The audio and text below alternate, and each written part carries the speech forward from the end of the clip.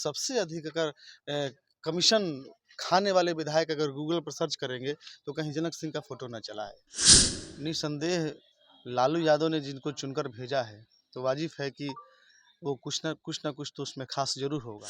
वो जब गरीब दलित पिछड़ा अत्यंत पिछड़ा और वंचित समाज के लोग अपने हक और अधिकार की बात करने लगे, उसी को लोग जंगल राज कहने लगे कि जंगलों में रहने वाले लोगों का जो आगमन है, जो सरकार में जो विधायक हैं उनके कार्यों को कैसे देखते हैं, कितना काम किए हैं?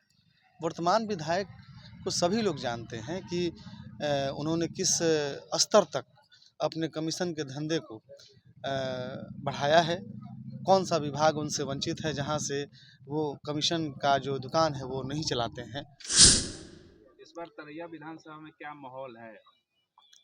माहौल तेजस्वीमय है, महागठबंधन का माहौल है। हर जाति हर वर्ग के जो भी मतदाता हैं वो सभी लोग जागरूक हैं और इस बार सभी लोग तेजस्वी यादव को मुख्यमंत्री बनाने के लिए और बिहार बदलने के लिए अपना मतदान करेंगे।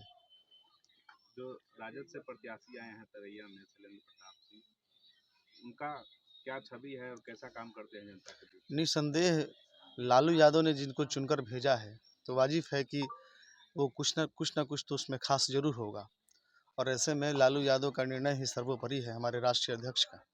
और ऐसे में प्रत्याशी पर सवाल उठाना कहीं से भी जायज़ नहीं है।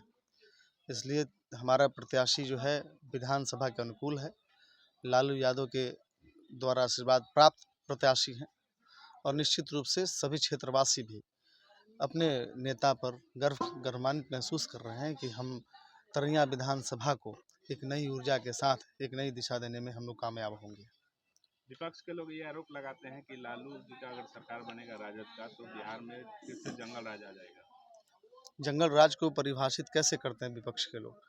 मैं मानता हूं कि लालू जी के राज्य में जो लोग कहते हैं जंगल राज आ गया, जंगल राज आ गया, मेरा मानना है कि उस वक्त जो लोग खेत खलियान में काम करते थे, जो लोग जंगलों की में लकड़ियाँ काटते थे, जो लोग मजदूरी करने का काम करते थे, किसान थे, बंधुआ मजदूर थे, वो सभी लोग शहरों की तरफ रुख करने लगे और अपने हक और अधिकार की बात करने लगे।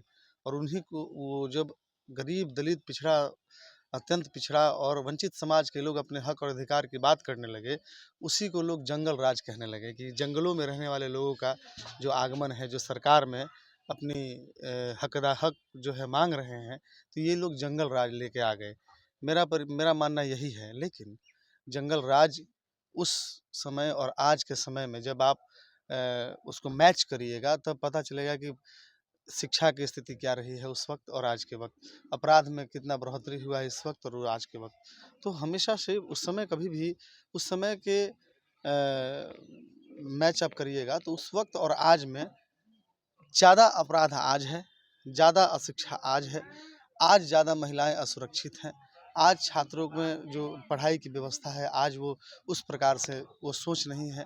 तो हर एक बिंदु पर सरकार जो है फेल है और सही मायने में अगर कहा जाए तो आज नीतीश कुमार जो जीरो टॉलरेंस के नाम पर सरकार चला रही थी, आज असल मायने में जंगल राज है। ये वर्तमान जो विधायक हैं उनके कार्यों को कैसे देखते हैं, कितना काम किए हैं? वर्तमान विधायक को सभी लोग जानते हैं कि उन्होंने किस स्तर तक अपने कमीशन के धंधे को बढ़ाया है, कौन सा विभाग उनसे वंचित है जहां से वो कमीशन का जो दुकान है वो नहीं चलाते हैं। साथ ही साथ आम जनमानस से मुलाकात होना, आम जनमानस में जिस प्रकार से उनका छवि है वो सीधा सीधी एक पूरे हमको लगता है कि 243 विधानसभा में जितने विधायक होंगे उनमें सबसे अधिक अगर कमीशन खाने वाले विधायक अगर गूगल पर सर्च करेंगे तो कहीं जनक सिंह का फोटो न चला है। अभी ये यहाँ से मुखिया हैं और लगातार पार्टी के लिए काम कर रहे थे और आप तैयारी भी कर रहे थे विधानसभा के लिए, टिकट आपको नहीं मिला तो क्या नाराजगी भी है यहाँ पे? नाराज़गी होती तो शायद हम यहाँ नहीं होते। और मैंने कहा ना कि हमारे लिए सर्वोपरि राष्ट्रीय अध्यक्ष का निर्णय है। राष्ट्रीय अध्यक्ष ने जिन्हें कैंडिडेट बनाकर भेजा है, हमारा समर्थन। मैंने पहले भी कहा था कि जिनको टिकट मिलेगा मैं उसके साथ रहूँगा और मुझे टिकट मिलेगा तो मैं चुनाव लड़ूंगा। टिकट नहीं मिला तो इसका मतलब है कि मैं कैंडिडेट नहीं हूँ और मैं निस्वार्थ रूप से अपने कैंडिडेट के साथ हूँ और उनको मजबूत करने का काम कर रहा हूँ और यह दावा है कि ज़्यादा से ज़्यादा मतों से उनको जिताकर विधानसभा भेजने का काम करेंगे। इस बार जो प्रत्याशी आए हैं वो जीत जीत रहे हैं? निश्चित रूप से जीत रहे हैं। अभी तो पूरा तरैया जो है तेजस्वीमय हो चुका है। जीत पर कोई संदेह नहीं है।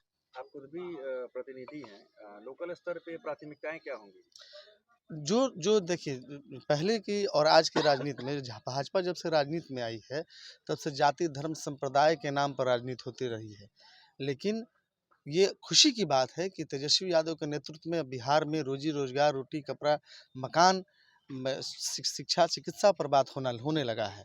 तो निश्चित रूप से जो मूलभूत जो बिंदुएँ थी जिन पर राजनीति होनी चाहिए, जो आम जनमानस का जो मुद्दा था, सड़क है, बिजली है, पानी है, रोजी है, रोजगार है, पलायन है, इन तमाम बिंदुओं पर हमारे अध्यक्ष, हमारे नेता ही जब बात कर रहे हैं, तो निश्चित रूप से यहाँ भी वही समस्या है और इस समस्या से निजात दिलाने में सरकार हमारी काम करेगी।